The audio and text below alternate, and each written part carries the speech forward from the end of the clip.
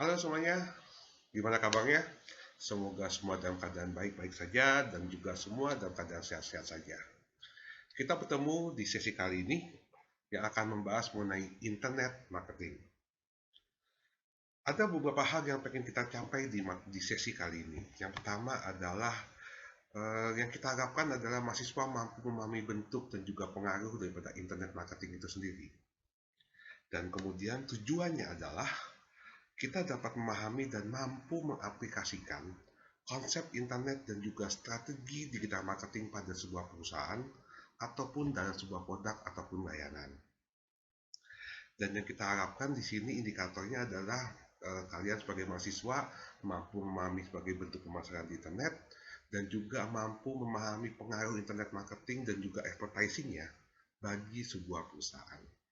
Itu kita harapkan dari sesi kali ini.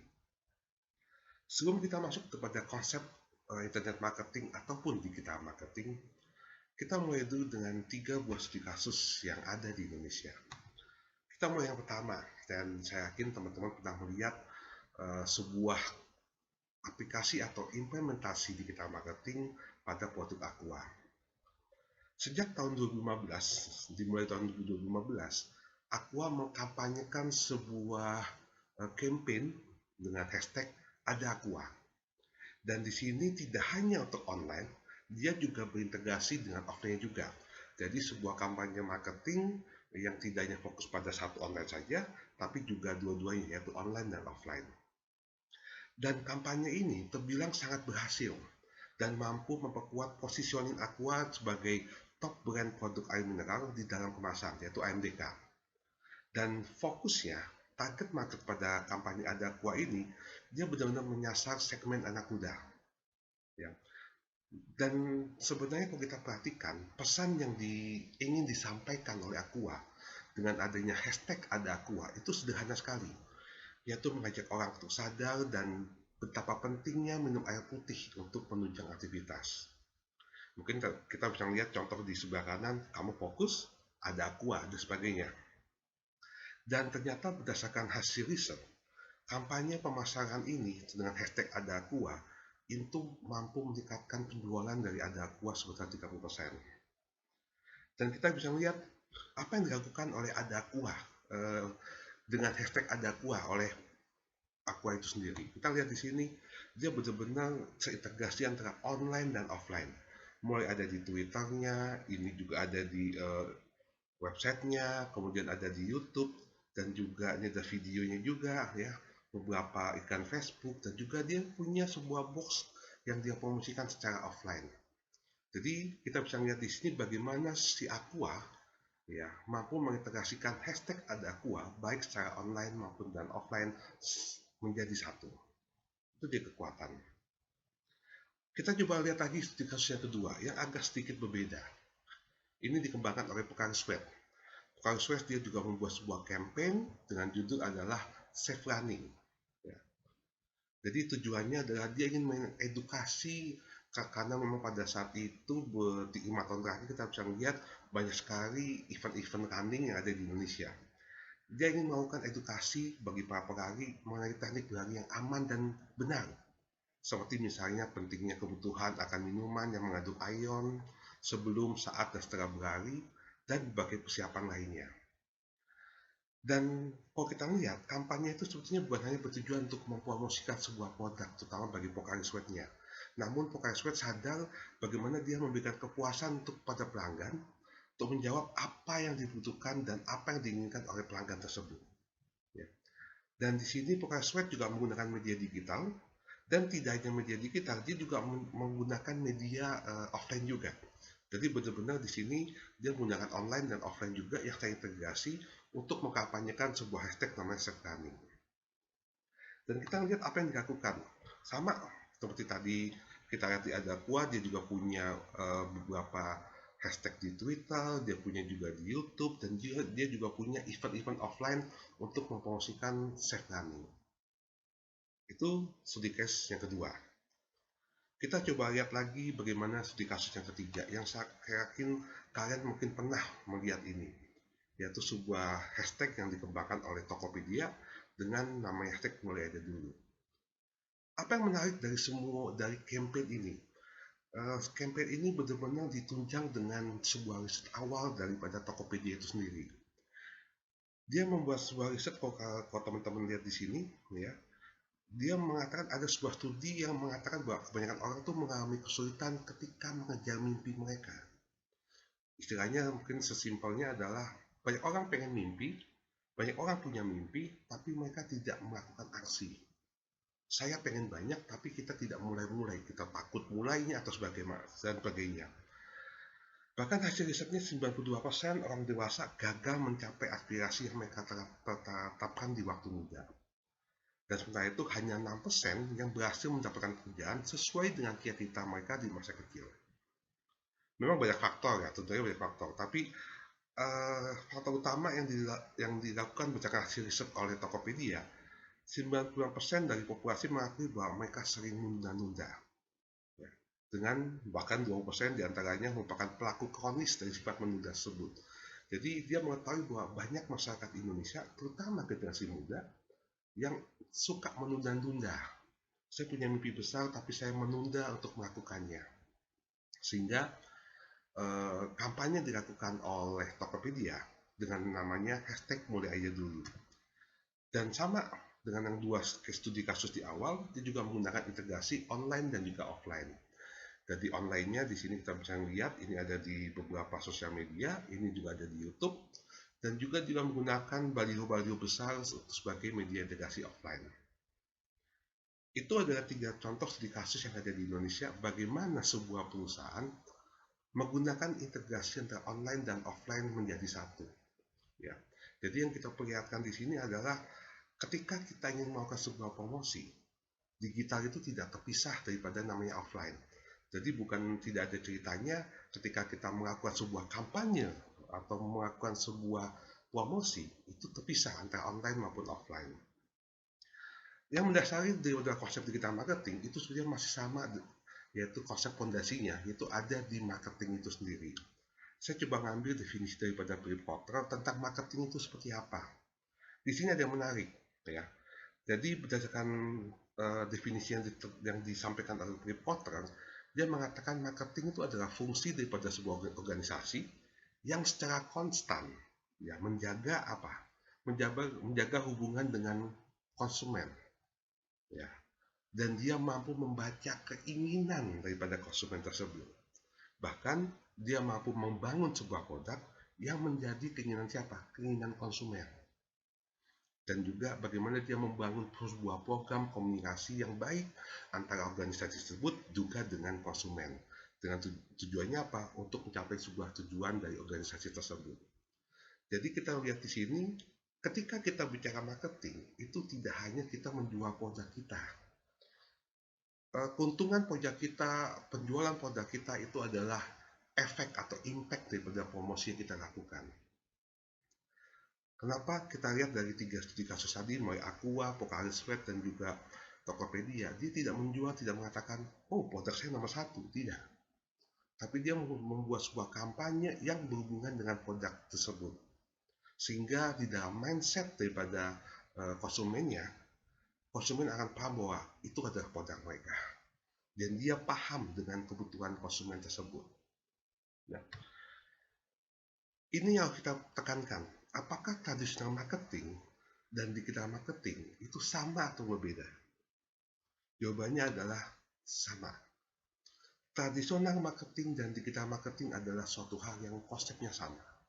Nanti kita bicarakan di beberapa slide selanjutnya apa yang sebetulnya digital marketing itu ada di sisi mananya. Tapi secara fondasi, secara pemahaman sama. Bahkan ada perubahan dari sisi mungkin teman-teman pernah mengenal Philip Kotler mempromosikan atau membuat sebuah konsep namanya marketing mix. Kalau dulu sebelum adanya digital, sebelum dunia online bermunculan, dia fokus pada namanya 4P, yaitu product, price, place, dan juga promotion. Namun dengan munculnya pertumbuhan digital, munculnya internet sebagai sebuah media yang luar biasa, ada perkembangan. Ya, muncul sebenarnya banyak, ada 5P, ada 7P versi lain, ada 8P. Namun saya lebih suka memakai versi 7P yang ada di Marketing Mix di sini. Dengan tambahan apa? Ada people-nya, ada prosesnya, dan ada physical environment. Kenapa people dimasukkan di sini? Karena ada perubahan perilaku masyarakat. Dengan dulu dan sekarang itu berbeda, sehingga people dimasukkan. Kenapa proses dimasukkan? Karena ada perubahan. Karena ada perubahan bagaimana kita menginformasikan kepada konsumen kita. Kenapa physical juga dimasukkan? Karena lingkungan kita berubah. Karena teknologi kita berubah. Sehingga dimasukkan sekarang ini adalah 7P versi marketing mix. Ya. Digital yang kita pahami, digital itu bukan hanya sekedar sebuah sebuah marketing channel, sebuah media, bukan. Tapi digital di sini adalah bagaimana sebuah pendekatan yang berbeda. Bagaimana seorang itu engage dengan media, bagaimana seorang itu berhubungan dengan konsumen kita, bagaimana konsumen itu berhubungan dengan organisasi kita. Jadi ada perubahan. Jadi digital itu bukan hanya sekedar sebuah media saja. Dan digital itu ada sebuah cara untuk mengeksplor konten untuk konsumen kita, dan juga bagaimana kita berhubungan dengan konsumen. Kalau dulu, zaman dulu mungkin kita hanya pakai TV, baliho, koran, flyer, brosur, ikan di majalah. Sekarang kita akan memunculkan banyak lagi cara. Hadirnya sosial media, hadirnya internet, hadirnya YouTube. Ya, itu sebuah sudut pandang yang berbeda. Kita bisa mengkustomisasi ada di sana. Nah, yang harus kita pahami sebetulnya banyak term di sini. Saya sebetulnya lebih suka memakai term digital marketing. Karena kalau kita bicara digital marketing, itu sebetulnya termasuk di dalamnya ada internet marketing. Ya, jadi banyak buku yang mengatakan itu internet marketing, itu digital marketing. Ada juga e-marketing atau bahkan juga ada namanya web marketing. Namun dengan perubahan ada di dunia digital, saya lebih suka jujur aja memakai istilah namanya digital marketing. Karena dunia digital semakin besar. Internet ada menjadi satu bagiannya. Internet merupakan salah satu teknologi yang ada di dalamnya. Ya, sehingga dengan adanya digital, range-nya semakin panjang. Bagaimana kita interaksi dengan konsumen juga semakin besar. Ya, jadi mungkin di saat selanjutnya saya akan lebih banyak menggunakan namanya dengan konsep istilahnya digital marketing. Walaupun sebetulnya beberapa buku mengatakan itu sama. Ya, jadi kalau berdasarkan buku yang saya jadikan acuan di sesi kali ini, digital marketing itu sebetulnya adalah aplikasi daripada digital media, data, dan juga teknologi yang terintegrasi dengan apa? Dengan tradisional komunikasi untuk mencapai tujuan promosi atau tujuan marketing. Ingat ada yang menarik di sini, bagaimana kata-kata integrasi. Memang sekarang ada dunia digital, ya. Namun kita ada di negara Indonesia yang secara demografi kita luar biasa. Jadi mungkin Indonesia ada satu-satunya negara yang mungkin industri satunya masih ada, industri 2.0 yang ada, 3.0 ada, 4.0 ada. Kita tidak bisa melepaskan dunia tradisional dengan dunia digital. Jadi tetap berjalan bersamaan. Itu konsep dari digital marketing. Nah, ada 5 hal yang kita perhatikan di dalam memanage digital marketing, terutama untuk interaksinya. Yang pertama adalah digital service. Di sini kita, yang pertama adalah digital device. Di sini adalah media apa yang kita gunakan untuk berinteraksi dengan konsumen. Ya, apakah konsumen menerima informasi itu melalui smartphone, tablet misalnya, laptop, desktop PC, gaming device ya, virtual assistant, atau mungkin terkoneksi dengan IoT misalnya. Jadi device apa yang kita harapkan si konsumen itu menerimanya. Itu kita perhatikan, digital device. Yang kedua baru namanya digital platform. Ya, digital platform ini istilahnya kita menggunakan aplikasi apa, kita menggunakan sosial media apa, mau pakai Facebook kah, mau pakai Twitter, Instagram, Google, LinkedIn, ya, dan sebagainya. Media sosial begitu banyak, kita tidak bisa menyamakan semua platform menjadi sebuah konsep yang sama. Ketika kita menggunakan Facebook, Facebook punya ciri khas tersendiri, Twitter punya karakter sendiri, Instagram juga sama. Jadi kita harus pahami mana platform yang pengen kita ambil yang untuk menyampaikan itu kepada konsumen kita. Yang ketiga adalah digital media. Ini adalah channelnya menggunakan apa? Apa mau pakai advertising iklan misalnya, SEO atau search engine marketing misalnya, email, search engine, sosial media dan sebagainya. Media apa yang kita gunakan? Kalau tadi platform, ini medianya. Dan jangan pernah lupakan dengan digital data. Jadi, hal yang kita perhatikan sebelum kita melakukan kegiatan digital marketing adalah kita mengumpulkan data tentang konsumen kita seperti apa. Kita mengumpulkan data dengan bisnis kita seperti apa. Jadi, kalau teman-teman perhatikan tadi dari Tokopedia, dia punya data yang begitu bagus yang dia pakai untuk mengetahui konsumen dia seperti apa. Nah, itu kita perhatikan. Yang terakhir adalah digital teknologi. Beberapa buku mengatakan ini adalah martech atau marketing teknologi. Ya, jadi teknologi lebih kepada yaitu teknikalnya. Bagaimana kita membuat kreativitas untuk interaksinya, baik dari website, mobile apps, ya, mobile kios misalnya, email campaign dan sebagainya. Ini lebih kepada teknologinya menggunakan seperti apa. Jadi ini ada 5 hal, ya, yang katakan 5D untuk memanage interaksi digital marketing kita antara organisasi dengan konsumen kita. Nah, ada dua fundamental yang sebenarnya membedakan digital marketing dengan traditional marketing. Yang pertama adalah audiens kita itu benar-benar segmented. Berbeda dengan kalau kita menggunakan majalah ataupun baliho misalnya. Kita tidak bisa segmentedkan yang lihat adalah anak muda. Yang lihat orang dewasa saja, kita nggak bisa. Tapi dengan ada digital, kita bisa mensegmentedkan. Kita bisa membuat sebuah media promosinya hanya khusus dilihat oleh orang yang tinggal di Batam saja misalnya, oleh orang yang umurnya sekian, oleh laki-laki saja atau wanita saja, itu kita bisa. Sangat betul-betul presisi. Dan yang kedua, kita bisa mengukurnya. Ya, jadi kalau teman-teman pakai Facebook for Business atau Instagram for Business, kita bisa menganalisa siapa saja sih yang melihat iklan kita. Siapa saja sih follower kita siapa, grafiknya seperti apa. Itu bisa kita lihat. Tradisional tidak memungkinkan hal ini. Ya. Kita sangat sulit sekali mendapatkan data pengukuran untuk tradisional marketing. Tapi di digital marketing kita mampu. Itulah kekuatan utamanya daripada digital marketing. Pengukuran itu bisa kita analisa untuk membuat strategi selanjutnya. Itu kekuatannya. Nah, salah satu bagian di dalam digital marketing itu ada namanya online company present. Ya, apa ini sebenarnya online company present? Jadi ini sebetulnya di dalam dunia digital, sekarang banyak perusahaan itu berubah-ubah masuk dalam dunia digital, dalam dunia internet. Jadi bagaimana sih sebetulnya peranan perusahaan tersebut?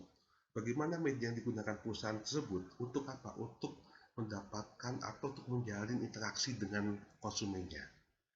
Bagaimana bisa dia dengan online chat misalnya, chat langsung, kemudian message email, chatting, live chat, chat room dan sebagainya.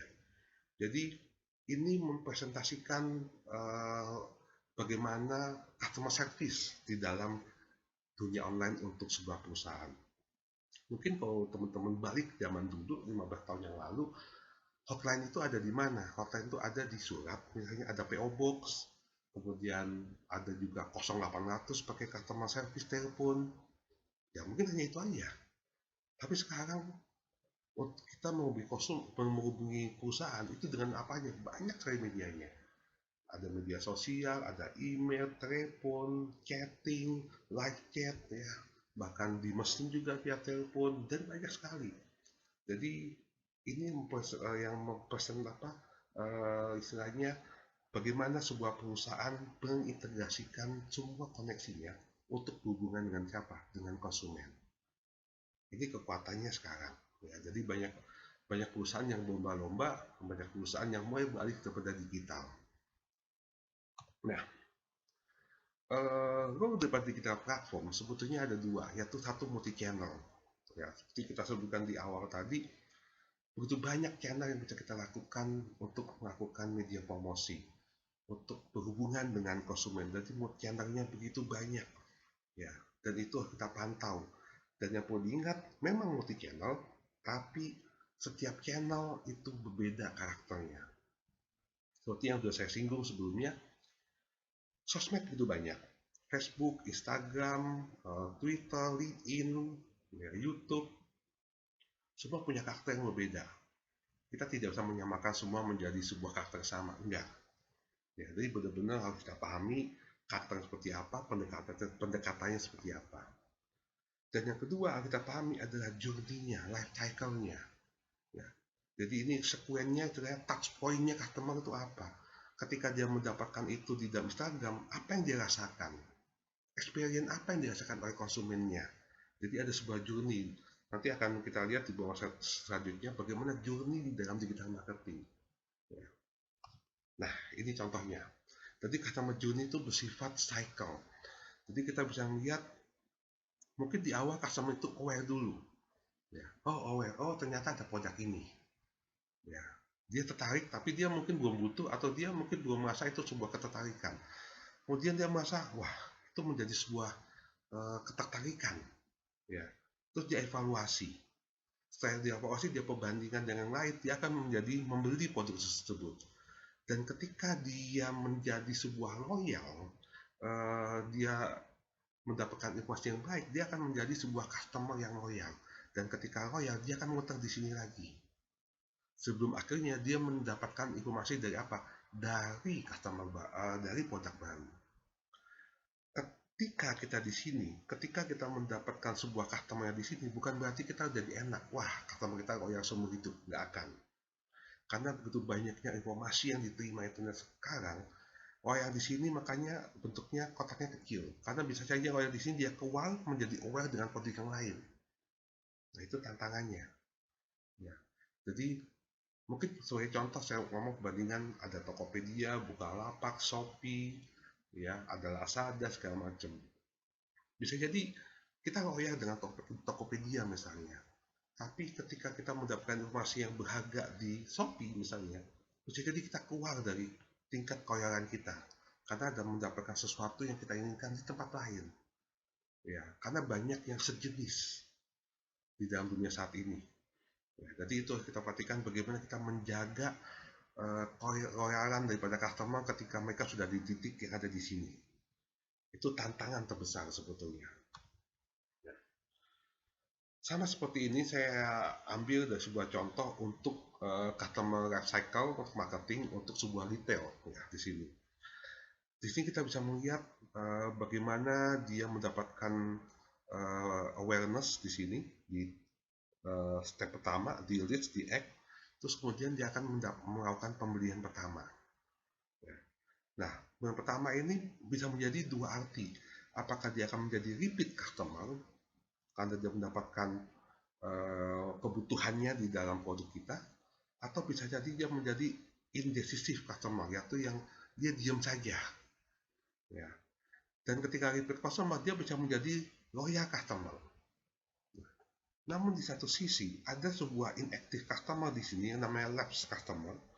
Ini dia sebenarnya tidak melakukan apa ya? Dia tidak pernah melakukan pembelian, tapi di sini dia mendapatkan informasi dari sekelilingnya.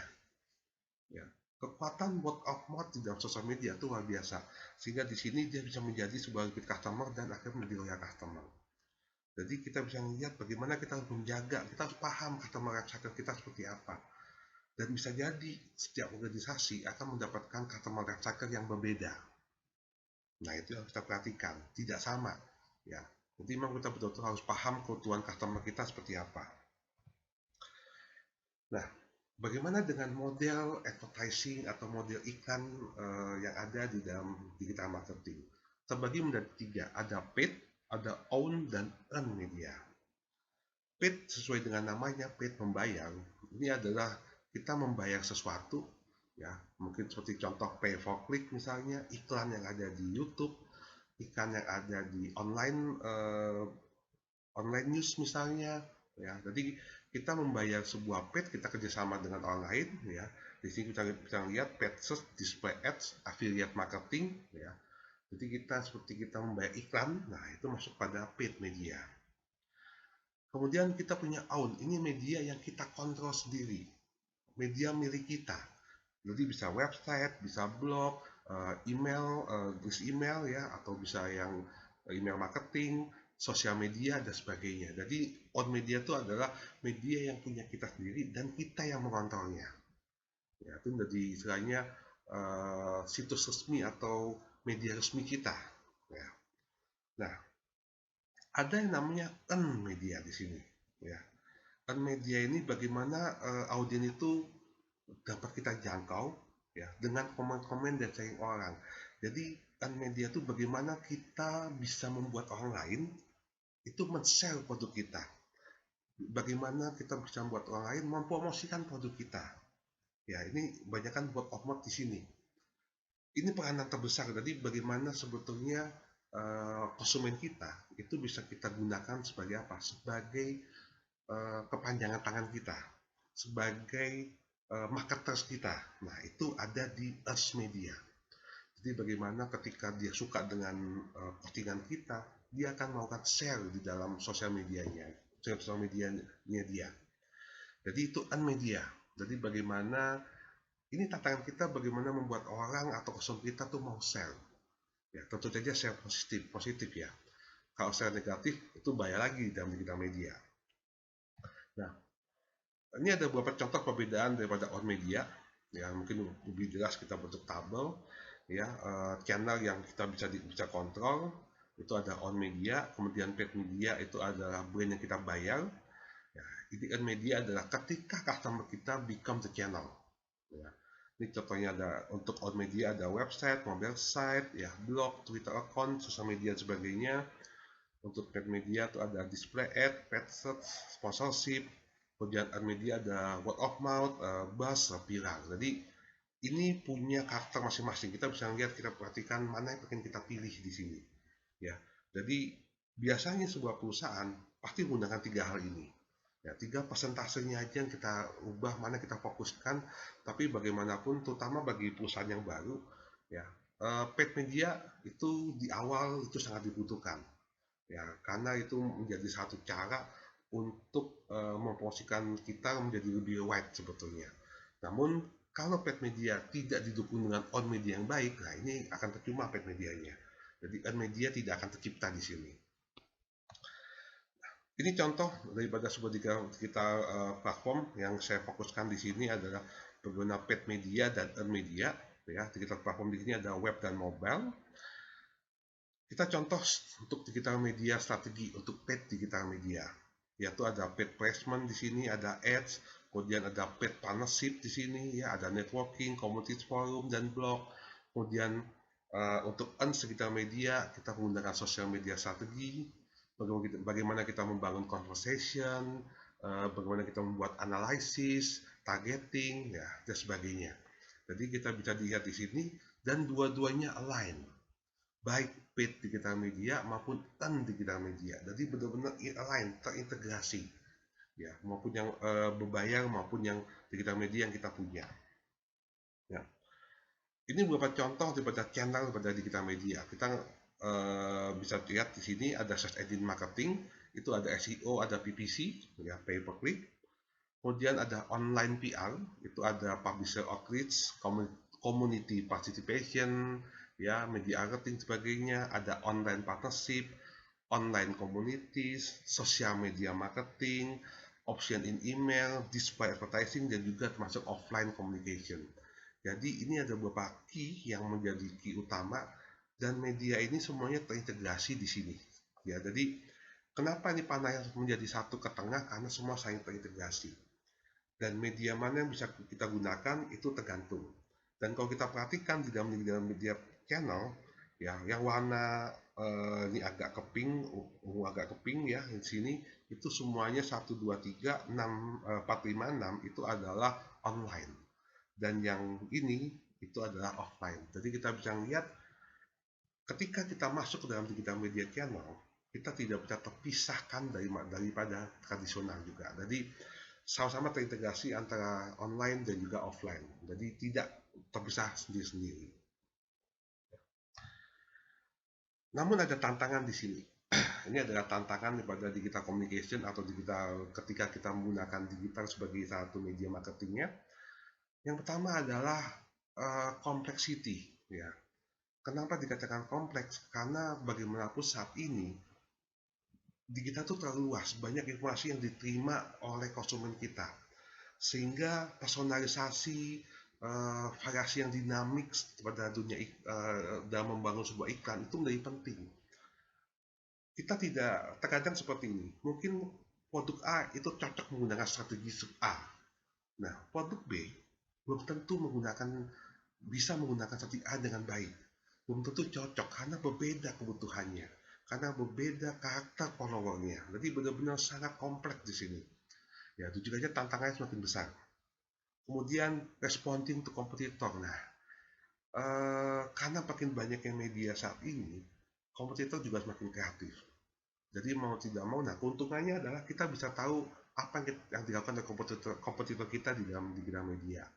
Ya, jadi keuntungan sekarang kita bisa lihat, oh kompetitor kita ngakuin ini. Nah, itu tantangan kita. Nah, kita selalu mau tidak mau merespon.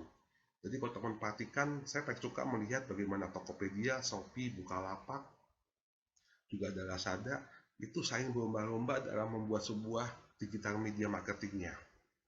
Ya, kita bisa lihat contoh sederhana, eh, ketika Shopee menggunakan Ronaldo misalnya, menggunakan Syahrini sebagai ambasadornya, Tokopedia nggak mau kalah, dia menggunakan BTS sebagai ambasadornya. Jadi itu contoh strategi yang saling berlomba-lomba, ya, saling merespon dan sebagainya. Kemudian respon terhadap perubahan teknologi dan marketing platform. Ya, jadi Google sebagai satu media ad service di dalam search engine itu juga sering melakukan perubahan. Jadi mau tidak mau kita harus mengikutinya. Ya, begitu pula media-media lainnya.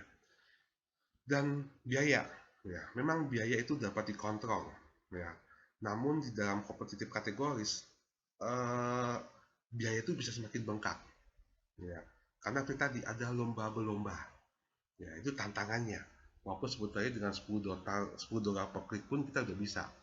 Bahkan Facebook pun itu minimum satu hari 10.000 bisa. Ya, tapi kita di tantangan ketika kompetitor kita semakin tinggi, mau tidak mau biaya yang kita keluarkan juga semakin tinggi. Nah, itu tantangannya. Attention. Ya, ini menjadi tantangan terbesar di dalam dunia digital. Ya. Konsumen kita di dalam sosial media itu sudah terlalu banyak menerima informasi. Nah, pertanyaannya bagaimana konsumen kita itu bisa langsung berhenti dengan informasi kita, aware dengan iklan yang kita berikan. Dia langsung ketika dia scroll misalnya, dia langsung stop. Wah, ini ada campaign yang bagus. Oh, ini ada sosmed yang bagus. Itu tantangannya, ya. Karena memang berdasarkan penelitian, sekarang tingkat attention daripada konsumen kita itu rata-rata cuma 5 sampai 10 detik. Ya, jadi bagaimana dalam waktu 5-10 detik kita mendapatkan attention daripada konsumen kita, itu tantangan terbesarnya. Nah, bagaimana ketika kita ingin membangun digital marketing strategi? Di sini saya menggunakan metode yang digunakan oleh PR Smith yang namanya SOSTEC, ya. SOSTEC Planning Framework. Itu yang disingkatan daripada situation, objektif, objektif and strategi, taktik, action, and control. Jadi ada 5 hal, ada 1, 2, 3, 4, 5, 6. Yang pertama adalah situation analysis, objektif, strategi, taktik, action, dan juga control. Dan semua saling terintegrasi. Banyak yang bertanya, saya harus mulai dari mana? Ini perbedaannya. Jadi di ruang Facebook ini kita bisa mulai dari mana saja. Walaupun disarankan itu dimulai dari sisi yang paling pertama, yaitu situation analysis. Kita bahas satu persatu di situation analysis. Jadi ini lebih kepada apa yang kita punya. Kita ada posisi yang ada di mana. Jadi perusahaan kita itu posisinya ada di mana. Apa goal kita? Apa SWOT kita? Ya. Apa persepsi yang kita ingin dapatkan oleh konsumen pada kita. Jadi ketika kita membuat sebuah media campaign atau promosi, persepsi masyarakat kita terhadap produk kita itu apa. Jadi ini lebih pada persiapan internal kita, kapabilitas internal kita seperti apa, resource kita seperti apa, ya, mampu nggak kita menjalankan strateginya. Jadi ini lebih kepada internal kita, diri kita seperti apa, planning kita seperti apa. Ya, jadi ini lebih kepada melihat internal kita seperti apa, kekuatan kita ada di mana. Itu situation analysis. Yang kedua, objektif. Ya, ini sebetulnya visi kita ingin menggunakan digital marketing kita atau digital media kita itu untuk apa? Ya, tujuannya apa? Kita tidak bisa sekedar ikut-ikutan, misalnya. Wah, karena kita main strategi A, saya ikut-ikutan A. Itu belum tentu bisa berhasil bagi kita. Jadi, di mana posisi kita saat ini? Ya, nanti kita pengen proyeksi kita ke depan apa? Dengan harapan kita dengan menggunakan digital media ini apa?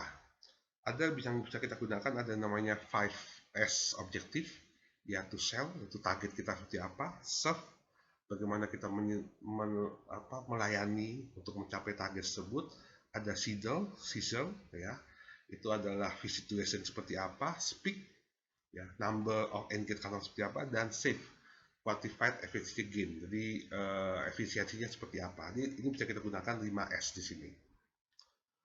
Kemudian langkah selanjutnya adalah bagaimana strateginya.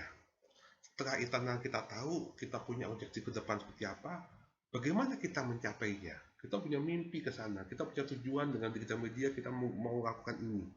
Kita mau mencapai itu. Dan bagaimana kita melakukan strateginya. Ya. Jadi bagaimana kita membangun strategi kita. Ya, bagaimana kita menuju pada objektif yang sudah kita definisikan di step berikutnya. Itu di tahapan ketiga, yaitu strateginya. Ketika strategi kita udah paham, kita masuk pada taktik kita apa. Ya, jadi ini kepada taktiknya melanjutkan strategi kita. Kita udah ada strategi, nah sekarang kita mendetailkan strategi kita menjadi implementasi yang real, ya, yang siap untuk diimplementasikan, yang siap untuk diactionkan lah istilahnya. Karena setelah ini kita masuk pada tahapan action. Ya, kita melakukan implementasinya, kita melakukan apa yang sudah kita siapkan sebelumnya. Ya, dan tentu saja action itu perlu kita monitoring, makanya ada peraturan, ada namanya kontrol. Ini lebih kepada monitoring, lebih kepada evaluasi kita seperti apa. Ya, dan itu menjadi sebuah cycle yang berurutan dari awal sampai akhir. Ya, ini Sostak adalah salah satu framework untuk planning framework ya untuk digital marketing yang diciptakan oleh Smith, ya, itu salah satu tokoh digital marketing yang teman-teman bisa gunakan sebagai salah satu cara untuk mendevelop sebuah strategi digital marketingnya. Ya, mungkin dalam beberapa langkah ini langkah sederhana sebetulnya yang bisa teman-teman pakai ketika saya ingin promosi produk saya ingin promosi produk untuk organisasi saya dan sebagainya. Ya. Ini mungkin sebagai ilustrasi dari PR Smith tadi, Sostek ya, sebagai gambaran secara umum. Jadi ada situation analysis, objektif, strategi, taktik, action, dan juga kontrol. Ya, jadi ini ada poin-poin di dalamnya yang bisa kita jabarkan untuk membangun sebuah strategi untuk digital marketing. Nah, bagi teman-teman yang ingin mendalami lebih lanjut, ya, materi-materi tadi saya ambil dari 4 buku yang ada di sini, ya. Ada Jeff Cavey dari NPR Smith, Jeff Cavey and Fiona Ellis, ada Simon Kitznot, Ira Kaufman dan sebagainya. Ini ada di internet juga ada. Bagi teman-teman yang ingin mendalami digital marketing bisa menggunakan 4 referensi ini. Nah, mungkin itu yang bisa saya sampaikan di sesi kali ini. Nanti untuk diskusi lebih lanjut, kita bisa teman-teman yang ingin bertanya lebih lanjut mengenai sesi internet marketing atau digital marketing, bisa menghubungi saya di email terampil atau sosial media yang ada di bawah ini. Ya, mungkin ada pertanyaan, mungkin ada komen, mungkin ada yang ingin ditanggapi, segala macam, silakan hubungi saya. Mungkin itu dari saya untuk sesi kali ini. Sampai bertemu di sesi selanjutnya. Terima kasih.